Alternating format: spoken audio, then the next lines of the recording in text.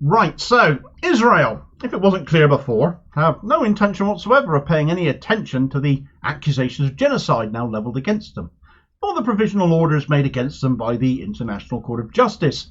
As the worst of Benjamin Netanyahu's hard-right government, 12 of his ministers, in fact, including members of his own Likud Party, danced and sang in attendance of a conference, the entire purpose of which was to consider how to legally force the resettlement of the entire Gazan population elsewhere, so that Israel may assimilate the Gaza Strip, take it over entirely and settle it for themselves.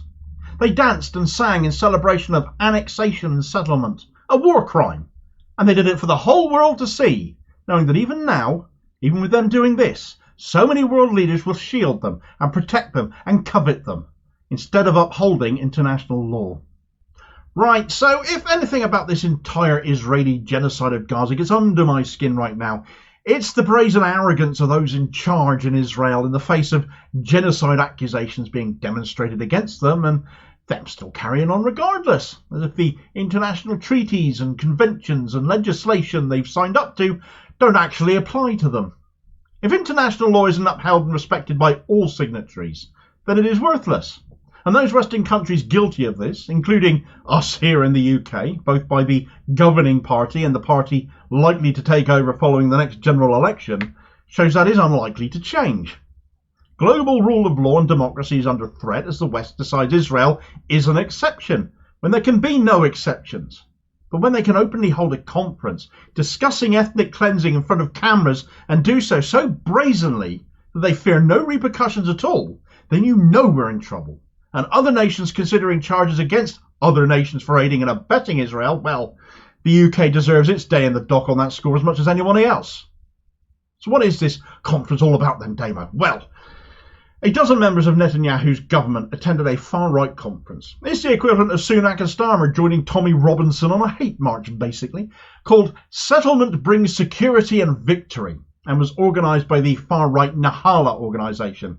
Nahala is a pro-settler organisation advocating for more settlement in Judea and Samaria, as they call it, the West Bank as we know it today, but also the Gaza Strip too. Now, two of Netanyahu's infamously awful ministers, individuals that he is in coalition with, his finance minister, Bezalel Smotrich of the religious Zionist party, and his security minister, Itamar Ben-Gvir of hard-right Otzma Yehudit, were in attendance amongst others. Smotrich made claims that the children that had been evacuated had returned as soldiers to fight for Hamas, another indication that they still claim, even the kids of Gaza, half the population of Gaza incidentally is under 18, you don't survive adulthood there being the obvious conclusion to draw from that statement, but even the kids are guilty. He went on that only settlement brings security. Ben-Gvir made the claim that there will be another October 7th if we do not control the territory. When the deaths that occurred on October 7th and how many can actually be attributed to Hamas is something that is hotly contested given the use of Hannibal directives, which is an accusation being levelled at Israel, an accusation made by many eyewitnesses, and for which Israel's going to have a day in court at The Hague in relation to at some point in the future now, that the ICJ has decided there is a case to hear for genocide. The Minister for Communications, Shlomo Karhi, was in attendance as well. This guy's a member of Netanyahu's own Likud Party, and he said that the population of Gaza needed to be forced into wanting to leave. Those accusations against 12 members of UNRWA, the UN aid agency working in Gaza, 12 out of 15,000, I might add, which has saw several nations defund the entire organisation over and herald mass starvation and famine in the region as this move will result in, completely unfounded, since the only proof of that at this point is the word of the occupiers and the word of the people talking about ethnic cleansing at this conference. Nahala spokesperson and settler advocate Daniela Weiss said that the Arabs will not stay in Gaza and that starvation may be needed in order to convince those who may feel otherwise. Starvation as a weapon. Starvation is exactly what is being engineered by the defunding of UNRWA, thanks to the complicit idiocy of leaders in Western countries. And this is again a war crime. Literally everything Israel wants is being facilitated. So how on earth many of these supportive nations and their leaders won't face war crime charges themselves down the line, I have no idea. How can they not see the wood for the trees? It's beyond me. They face a day of reckoning themselves. Still they won't call Israel out. Do they figure that the lack of any ability to enforce these rulings from the ICJ by the ICJ itself is going to save them? Do they feel that the toothlessness of the UN and the fact the Security Council can be vetoed from doing anything to enforce them will save them? Well, more and more focus will end up on the UN General Assembly and the Uniting for Peace legislation, in which case won't it? And should genocide be proven in the case of Israel on Gaza in time? Well, you'll be on the wrong side of history then, won't you? And as far as we here in the UK are concerned, with both main parties and both party leaders equally complicit, even if there is a change of government, those in power can't get away with just sending those who are no longer in power to The Hague, because that will be complete hypocrisy. And if the PM at the time happens to be Keir Starmer, a former human rights lawyer, what a joke we're going to look at on the international legal stage. Indeed, this very conference might end up being used as evidence, it seems. An actual human rights lawyer, insofar as he actually seems to believe in human rights, unlike Starmer, whose Zionism appears to supersede that, is one chap who's a special advisor to the Norwegian Refugee Council, a chap called Itai Epstein. He took to Twitter and he shared footage of Bezalel Smotrich and Itamar Ben-Gvir stood arm over shoulder dancing at the conference, and said the image would form part of compelling evidence of non-compliance with the provisional orders handed down by the ICJ. Because this conference was held just 2 days after the ICJ's provisional orders ruling.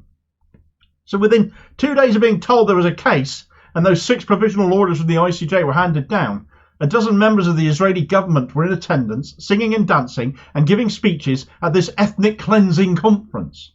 They were even sharing maps there of where all the old Gazan towns and villages were, and where the Israeli settlements that were torn down in 2005 when Israel pulled out of Gaza, only to put it under blockade 2 years later, would be re-established, along with 6 entirely new settlements.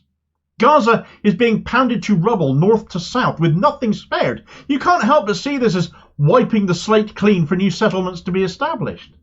All the signs are there, both in deeds and in words.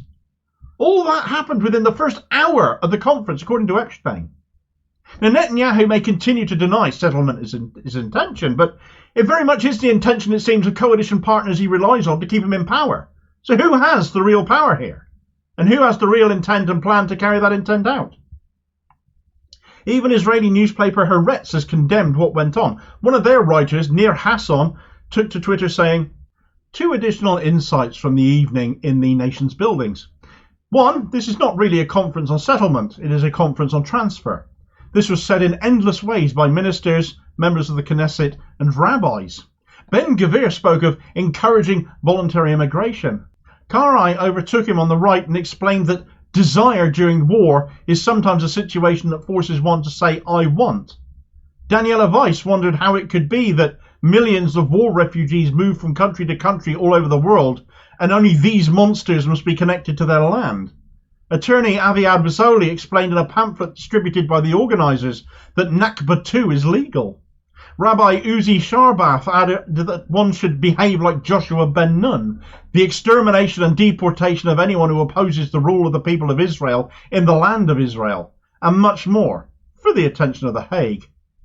And 2, it was an unusually happy conference in the Israeli public since October 7th. Thousands danced and sang with truly ecstatic enthusiasm. Ben-Gvir was received like a rock star. Smotrich spoke about the natural health that exists here with strength, joy and devotion. At least someone is happy here.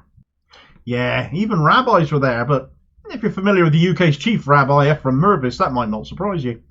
Israel are telling the world what they intend to do, and still Western nations will wring their hands and claim this proves nothing. It proves everything. And if Sunak and Starmer are going to continue to back genocide in their actions and their pathetic excuses and drag all of us, this entire country, into being complicit in that, then don't for the love of God vote for either of them to be put in power. We have it in our power, in our votes. Stop the UK being a complicit partner here. But only if we vote for change, both for Palestine and ourselves. And if you still think the events of October 7th justify all of this that has followed, then I might encourage you gently to think about whose accounts of those events you've been listening to, because I'll bet you've not heard Hamas's version of events. After the number of times Israeli accounts of events have been debunked as lies, surely that would be a reasonable thing to do, wouldn't it? Well, fortunately I've covered this statement, so I reckon you should perhaps watch this video next, and I'll hopefully catch you on the next vid. Cheers, folks.